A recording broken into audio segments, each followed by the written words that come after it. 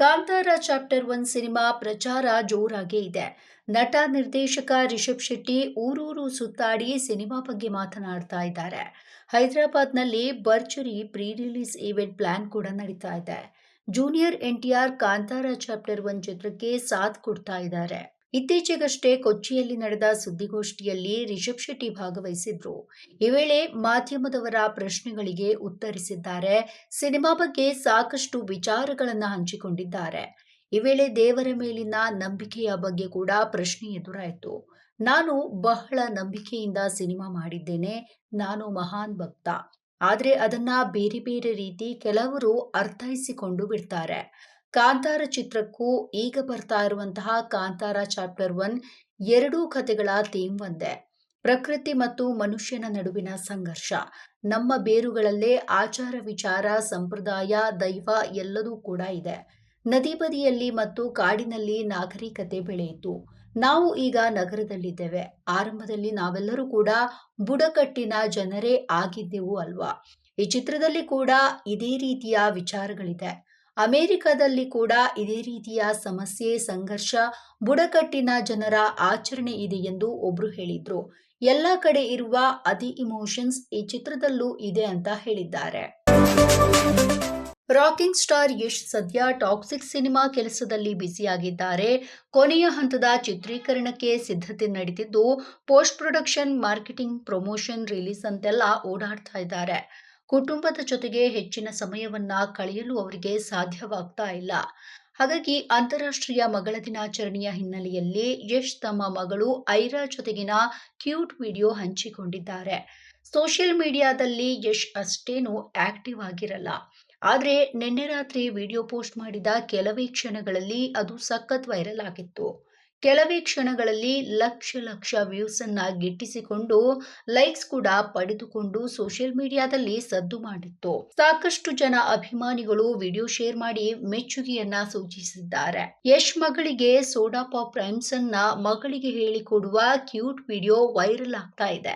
ಐರಾ ಅಪ್ಪನ ಮುಂದೆ soda pop rhymes ಹೇಳ್ತಾ ಇದ್ದಂತೆ ಅದನ್ನ ಕೊಂಚ ಬದಲಿಸಿ ಹೇಳಲು ಹೇಳಿದ್ದಾರೆ. ಕೂಡಲೇ ಐರಾ ಹಾಗೆ ಹಾಡ್ತಾ ಇದ್ದಂತೆ ಯಶ್ ಖುಷಿಯಾಗಿ ಮಗಳನ್ನ ಎತ್ತಿ ಅಪ್ಪಿ ಮುತ್ತಿಡುವಂತಹ ವಿಡಿಯೋವನ್ನ ನಾವಿದ್ರಲ್ಲಿ ನೋಡಬಹುದು. ಇತ್ತೀಚೆಗೆ ಯಶ್ ಮುಖಕ್ಕೆ ಮಾಸ್ಕ್ ಹಾಕಿಕೊಂಡೇ ಹೆಚ್ಚು ಓಡಾಡ್ತಾ ಇದ್ದಾರೆ. ಆದ್ರೆ ಅವರು ಲುಕ್ ಚೇಂಜ್ ಆಗಿದೆ ಎನ್ನುವಂತಹ ಊಹಾಪೋಹ ಕೂಡ ಶುರುವಾಗಿತ್ತು. ವಿಡಿಯೋದಲ್ಲಿ ಉದ್ದನೆಯ ಗಡ್ಡ, ಕೂದಲಿನ ಅದೇ ಖಡಕ್ ಲುಕ್ನಲ್ಲಿ ಕಾಣಿಸಿಕೊಂಡಿದ್ದಾರೆ.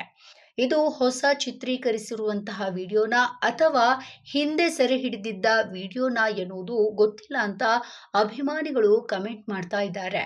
ಇನ್ನು ಯಶ್ ದೇಹದಂಡಿಸಿ ಖಡಕ್ ಆಗಿ ಕಾಣಿಸಿಕೊಂಡಿರುವ ಟಾಕ್ಸಿಕ್ ಸಿನಿಮಾ ಮೇಲಿನ ನಿರೀಕ್ಷೆ ಎಲ್ಲರಿಗೂ ಕೂಡ ಹೆಚ್ಚಾಗಿದೆ.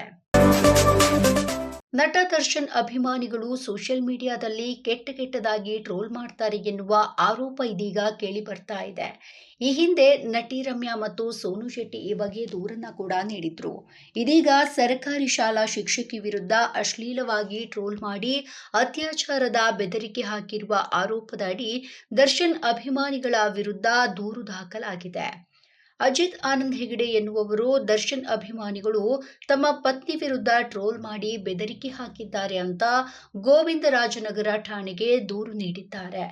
4 ದಿನಗಳ ಹಿಂದೆ ಅಂದ್ರೆ ಸೆಪ್ಟೆಂಬರ್ 24ರಂದು ತಮ್ಮ ಪತ್ನಿ ವಿರುದ್ಧ ಖದರ್ ಕನ್ನಡಿಗ ಎನ್ನುವಂತಹ ಫೇಸ್ಬುಕ್ ಖಾತೆಯಲ್ಲಿ ಅಶ್ಲೀಲವಾಗಿ ಪೋಸ್ಟ್ ಮಾಡಿದ್ದರು. ಅನುಮತಿ ಇಲ್ಲದೆ ಮಕ್ಕಳ ಫೋಟೋಗಳನ್ನ ಕಿಡಿಗೇಡಿಗಳು ಪೋಸ್ಟ್ ಮಾಡಿದ್ದಾರೆ ಅಂತ ದೂರಿನಲ್ಲಿ ತಿಳಿಸಿದ್ದಾರೆ. ದರ್ಶನ್ ಅಭಿಮಾನಿಗಳು ಅತ್ಯಾಚಾರದ ಬೆದರಿಕೆ ಹಾಕಿದ್ದು, ತಮ್ಮ ಪತ್ನಿ ಸರ್ಕಾರಿ ಶಾಲೆಯ ಶಿಕ್ಷಕಿಯಾಗಿದ್ದು ಈಗ ಜಾತಿಗಣತಿ ಕರ್ತವ್ಯವನ್ನ ನಿರ್ವಹಿಸಲು ಭಯದ ವಾತಾವರಣ ನಿರ್ಮಾಣವಾಗಿದೆ. ಮಾನಸಿಕವಾಗಿ ನಮ್ಮನ್ನ ಹಿಂಸಿಸ್ತಾ ಇದ್ದಾರೆ ಅಂತ ಅವರು ಆಗ್ರಹಿಸಿದ್ದಾರೆ. ಇನ್ನು ಈ ದೂರಿನ ಅನ್ವಯ ಖದರ್ ಕನ್ನಡಿಗ ಫೇಸ್ಬುಕ್ ಪೇಜ್ ಸೇರಿ 12 ಮಂದಿ ವಿರುದ್ಧ ಎಫ್ಐಆರ್ ದಾಖಲಾಗಿದೆ. ಸಿಂಪಲ್ ಸುನಿ ಸಾಮಾನ್ಯವಾಗಿ ತೆರೆ ಮೇಲೆ ಕಥೆಯನ್ನ ಸಿಂಪಲ್ ಆಗಿ ಹೇಳ್ತಾರೆ. ಜನರಿಗೆ ಅದು ಬೇಗ ಮುಟ್ಟುತ್ತೆ, ನೀಟಾಗಿ ಅರ್ಥ ಆಗುತ್ತೆ. ಎಲ್ಲದಕ್ಕಿಂತ ಹೆಚ್ಚಾಗಿ ಭಾವನಾತ್ಮಕವಾಗಿ ಕಟ್ಟಿ ಹಾಕ್ತಾರೆ. ಹೀಗಾಗಿ ಇವರ ಸಿನಿಮಾಗಳನ್ನ ತಪ್ಪದೆ ವೀಕ್ಷಿಸುವ ಒಂದು ದೊಡ್ಡ ವರ್ಗವೇ ಇದೆ. ಇದುವರೆಗೆ ಸಿಂಪಲ್ ಸುನಿ ನಿರ್ದೇಶಿಸಿರುವಂತಹ ಸಿನಿಮಾಗಳು ಒಂದಕ್ಕೊಂದು ವಿಭಿನ್ನವಾಗಿ ಮೂಡಿಬಂದಿದೆ. ಈಗ ಮತ್ತೊಂದು ಸಿನಿಮಾ ಇವರ ಬತ್ತಳಿಕೆಯಿಂದ ಬರ್ತಾ ಇದೆ. ಸಿಂಪಲ್ ಸುನಿ ಬಹಳ ದಿನಗಳ ಹಿಂದೆ ಗತವೈಭವ ಸಿನಿಮಾವನ್ನ ಅನೌನ್ಸ್ ಮಾಡಿದ್ರು. ಈ ಸಿನಿಮಾಗೆ ನಾಯಕನಾಗಿ ಹೊಸ ಪ್ರತಿಭೆ ದುಷ್ಯಂತ್ ಆಯ್ಕೆಯಾಗಿದ್ರು. ಇವರಿಗೆ ನಾಯಕಿಯಾಗಿ ಆಶಿಕಾ ರಂಗನಾಥನ್ ಕರೆದುಕೊಂಡು ಬಂದಿದ್ರು. ಈ ಸಿನಿಮಾದ ಹೀರೋವನ್ನ ವಿಶಿಷ್ಟವಾಗಿ ಇಂಟ್ರೊಡ್ಯೂಸ್ ಮಾಡುವ ಮೂಲಕ ಸಿಂಪಲ್ ಸುನಿ ಸಿನಿಪ್ರಿಯರನ್ನ ಸೆಳೆದಿದ್ದಾರೆ. ಗತವೈಭವ ಶೂಟಿಂಗ್ ಅನ್ನ ಸದ್ದಿಲ್ಲದೆ ಸಮಯ ತೆಗೆದುಕೊಂಡು ಮಾಡಿ ಮುಗಿಸಿದ್ದಾರೆ. ಈಗ ಸಿನಿಮಾದ ಟೀಸರ್ ರಿಲೀಸ್ ಮಾಡುವ ಮೂಲಕ ಸಿನಿಮಾ ಬಿಡುಗಡೆಯ ದಿನಾಂಕವನ್ನ ಕೂಡ ರಿವೀಲ್ ಮಾಡಿದ್ದಾರೆ. ಈ ಖುಷಿಯ ಸಂದರ್ಭದಲ್ಲಿ ಸಿಂಪಲ್ ಸುನಿ, ದುಷ್ಯಂತ್ ಮತ್ತು ಆಶಿಕಾ ರಂಗನಾಥ್ ತಮ್ಮ ಸಿನಿಮಾ ಬಗ್ಗೆ ಮಾಹಿತಿಯನ್ನ ಕೂಡ ಹಂಚಿಕೊಂಡಿದ್ದಾರೆ. 100 ದಿನಕ್ಕೂ ಹೆಚ್ಚು ಕಾಲ ಶೂಟಿಂಗ್ ಮಾಡಿದ್ದೇವೆ. ಪೋರ್ಚುಗಲ್ನಲ್ಲಿ ಚಿತ್ರೀಕರಣ ಆಗಿದೆ. ಗ್ರಾಫಿಕ್ಸ್ ಕಾರಣದಿಂದ ಸಿನಿಮಾ ತಡವಾಯಿತು. ನಿರೀಕ್ಷೆಗೂ ಮೀರಿದಷ್ಟು ಅದ್ಭುತವಾಗಿ ಮೂಡಿಬಂದಿದೆ. ಗತವೈಭವ ಅದಕ್ಕೆ ಏನು ಬೇಕೋ ಅದು ತೆಗೆದುಕೊಳ್ತು. ಸುನಿ ಸರ್ ಅವರ 10 ಸಿನಿಮಾಗಳಿಗಿಂತ ಇದು ಬೆಸ್ಟ್ ಸಿನಿಮಾವಾಗಲಿಕ್ಕಿದೆ. ಆಶಿಕಾ ಅವರ ಕೆರಿಯರ್ನಲ್ಲೂ ಕೂಡ ಇದು ಬೆಸ್ಟ್ ಚಿತ್ರ ಎನಿಸಿಕೊಳ್ಳಲಿಕ್ಕಿದೆ. ನವೆಂಬರ್ 14ಕ್ಕೆ ಗತವೈಭವ ತೆರೆಗೆ ಬರಲಿಕ್ಕಿದೆ. ಅಕ್ಟೋಬರ್ನಲ್ಲಿ ಹಾಡುಗಳನ್ನ ರಿಲೀಸ್ ಮಾಡುವಂತಹ ಪ್ಲಾನ್ ಕೂಡ ನಡೀತಿದೆ ಅಂತ ಹೇಳಿದ್ದಾರೆ. ಬಿಗ್ ಬಾಸ್ ಕನ್ನಡ ಸೀಸನ್ 12ರ ಗ್ರ್ಯಾಂಡ್ ಓಪನಿಂಗ್ ಮುಕ್ತಾಯವಾಗಿದೆ. ದೊಡ್ಡ ಮನೆ ಒಳಗೆ 19 ಮಂದಿ ಸ್ಪರ್ಧಿಗಳು ಎಂಟ್ರಿ ಕೊಟ್ಟಿದ್ದಾರೆ.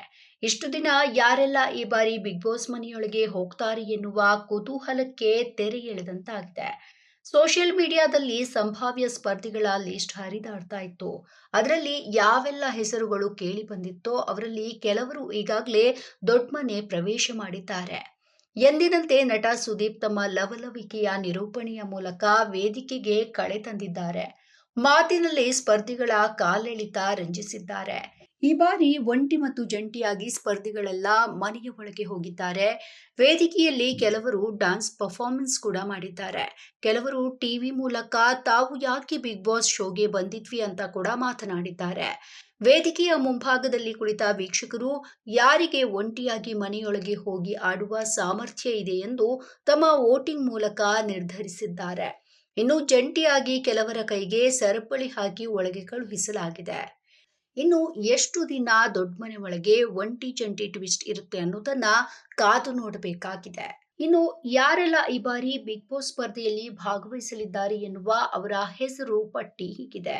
ಟಗರು ಚಿತ್ರದಲ್ಲಿ ಖಡಕ್ ವಿಲನ್ ಆಗಿ ಅಬ್ಬರಿಸಿದ್ದ ನಟ ಕಾಕ್ರೋಚ್ ಸುದಿ, ಯಶ್ ತಾಯಿ ಪುಷ್ಪಾ ಅರುಣ್ ಕುಮಾರ್ ನಿರ್ಮಾಣದ ಕೊತ್ತಲವಾಡಿ ಚಿತ್ರದ ನಾಯಕಿ ಕಾವ್ಯ ಶೈವ, ಶ್ವಾನಗಳ ವ್ಯಾಪಾರದಲ್ಲಿ ತೊಡಗಿಕೊಂಡಿರುವ ಸತೀಶ್, ಕಿರುತೆರೆ ಖ್ಯಾತಿಯ ಗಿಲ್ಲಿ ನಟ, ನಿರೂಪಕಿ ಮತ್ತು ನಟಿ ಜಾಹ್ನವಿ, ಗೀತಾ ಧಾರಾವಾಹಿಯಲ್ಲಿ ನಾಯಕನಾಗಿ ನಟಿಸಿದ್ದ ಧನುಷ್, ಗಿಚ್ಚಿ ಗಿಲಿ ಗಿಲಿ ಸೇರಿ ಕಲರ್ಸ್ ಕನ್ನಡ ವಾಹಿನಿಯ ಹಲವು ಕಾಮಿಡಿ ಶೋ ಖ್ಯಾತಿಯ ಚಂದ್ರಪ್ರಭಾ, ಕಿರುತೆರೆ ನಟಿ ಮಂಜು ಭಾಷಿಣಿ, ನಟಿ ರಾಶಿಕಾ ಶೆಟ್ಟಿ, ಕಲರ್ಸ್ ಕನ್ನಡ ವಾಹಿನಿಯ ಲಕ್ಷಣ ಮತ್ತು ವಧು ಧಾರಾವಾಹಿಗಳಲ್ಲಿ ನಟಿಸಿದ್ದ ಅಭಿಷೇಕ್, ಅಂತಾರಾಷ್ಟ್ರೀಯ ಮಟ್ಟದಲ್ಲಿ ದೇಹದಾರ್ಢ್ಯ ಸ್ಪರ್ಧೆಯಲ್ಲಿ ಗೆದ್ದಿರುವಂತಹ Karibasappa, social media influencer Mallamma, Rakshita, Muthulakshmi ಧಾರಾವಾಹಿಯ ನಟಿ ಅಶ್ವಿನಿ, ಮುತ್ತುಲಕ್ಷ್ಮಿ ಧಾರಾವಾಹಿಯ ಧ್ರುವಂತ್, ನಾ ಡ್ರೈವರ ಹಾಡಿನ ಖ್ಯಾತಿಯ ಉತ್ತರ ಕರ್ನಾಟಕ ಪ್ರತಿಭೆ ಮಾಳು, ಕಲರ್ಸ್ ಕನ್ನಡ ವಾಹಿನಿಯ ಕರಿಮಣಿ ಧಾರಾವಾಹಿಯ ನಟಿ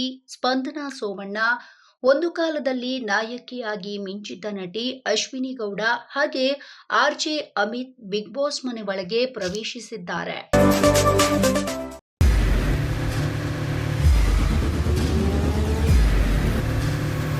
ಪ್ರಜಾಮಾರ್ಗ ನ್ಯೂಸ್, ಇದು ಜನಸಾಮಾನ್ಯರ ಧ್ವನಿ. ನಮಸ್ಕಾರ. ನೀವು ನೋಡ್ತಾ ಇದ್ದೀರಾ ಪ್ರಜಾಮಾರ್ಗ ನ್ಯೂಸ್. ರಾಷ್ಟ್ರದ ರಾಜ್ಯದ ರಾಜಕೀಯದ ಬಗ್ಗೆ ಹೆಚ್ಚಿನ ಸಿನಿಮಾ ಅಪ್ಡೇಟ್ಗಳಿಗಾಗಿ ಫಸ್ಟ್ ಲೈಕ್ ಮಾಡಿ, ಸಬ್ಸ್ಕ್ರೈಬ್ ಆಗಿ, ಹಾಗೆ ಫಾಲೋ ಕೂಡ ಮಾಡಬೇಕು.